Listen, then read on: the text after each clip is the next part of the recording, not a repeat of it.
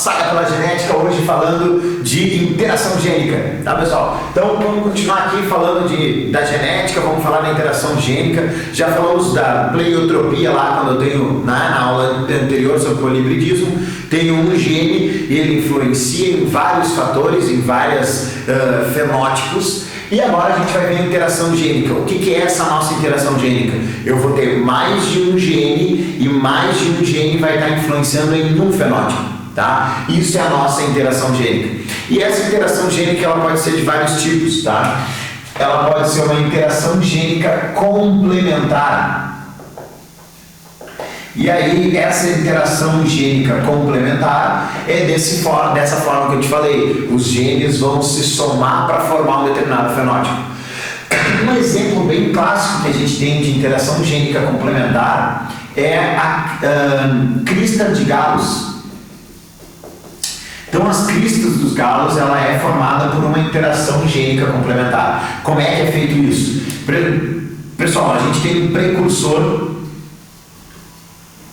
E e um precursor R, uma proteína que ainda não é ativa, digamos assim, tá? E aí, para que essas proteínas se transformem na forma ativa da proteína, a gente precisa que exista uma enzima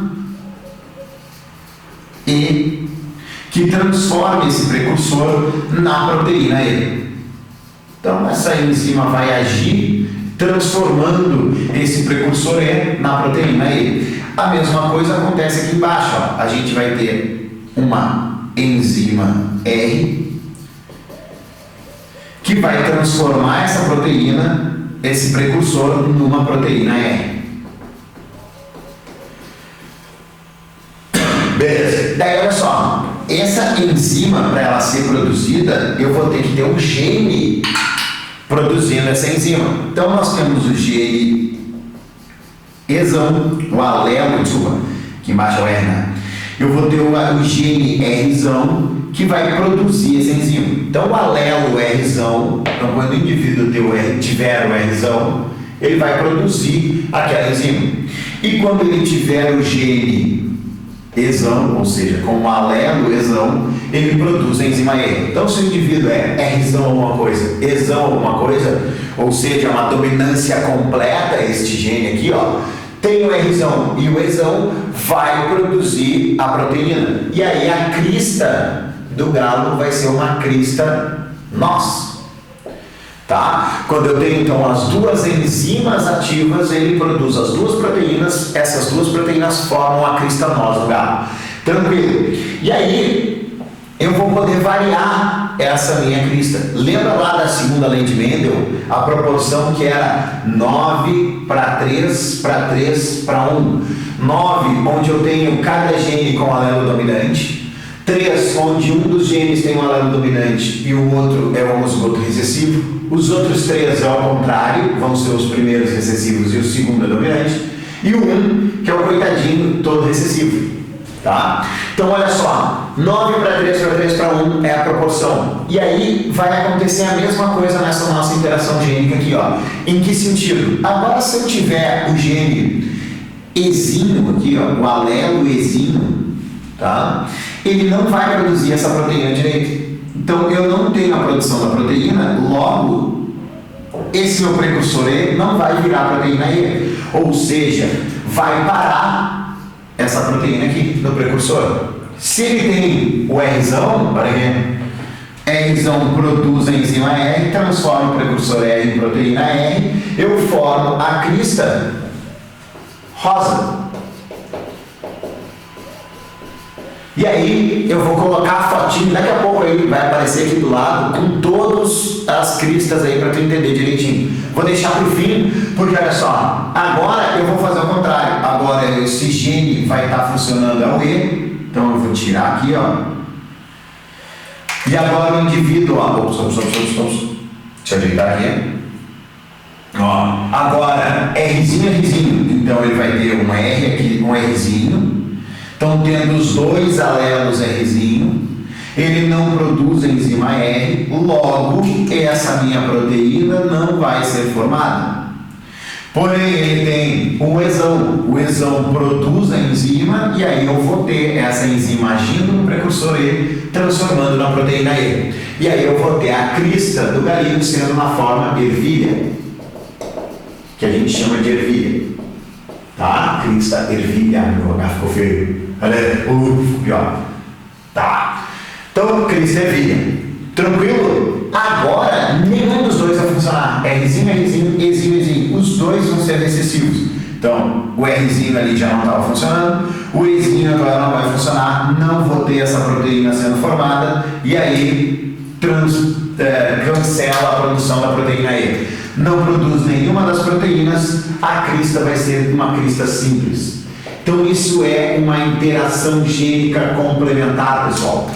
É um gene que vai ajudando o outro a formar o fenótipo, tá? Gene E produz proteína E, gene R produz proteína R. Se o genezinho, se o alelo Ezinho não produz a enzima, então eu não vou ter a proteína E, por exemplo, aqui no caso, eu só vou ter a proteína R, tá? Então o indivíduo vai ter a crista rosa. Se tem o gene Ezão, crista ervilha. Se não tem nenhum dos dois ativos, crista simples. Interação gênica, dois genes formando apenas um fenótipo, que é o contrário do que a gente viu na segunda lei de Mendel, onde a gente tinha lá o gene Vzão para a cor da semente e o gene Rzão, que era para a cor, para a textura da semente. Então eu via sementes amarelas e lisas, amarelas e rugosas. Aqui não, os dois genes formam só um fenótipo. Tranquilo? Então, isso aqui é uma interação gênica. Joga a foto aí dos galinhos, tá? Pode botar aí do lado aqui, do ladinho, que fica legal, né? Tá? Então tá aqui, ó, os galinhos com as suas cores de crista, as suas formas de crista aí, tá? Formada a partir desses genótipos aí, dessas proporções fenotípicas. Tranquilo, pessoal? Então isso é um casinho de interação gênica que a gente tem, que a gente chama de interação gênica complementar, tá? Tô te dando tempo aí para tu copiar, para tu analisar o quadro, pausa o vídeo, faz escorrega barrão aí, beleza? Então, agora a gente vai falar de um outro caso que também é de interação gênica, tá? Que é o caso que a gente tem de heterogeneidade alélica ou heterogeneidade gênica, tá? O que acontece nessa heterogeneidade aí? Tá? Não subir, tá? Já volta aí. Tá? Então, heterogeneidade genética. Fui catar as canetas aí, tá? Heterogeneidade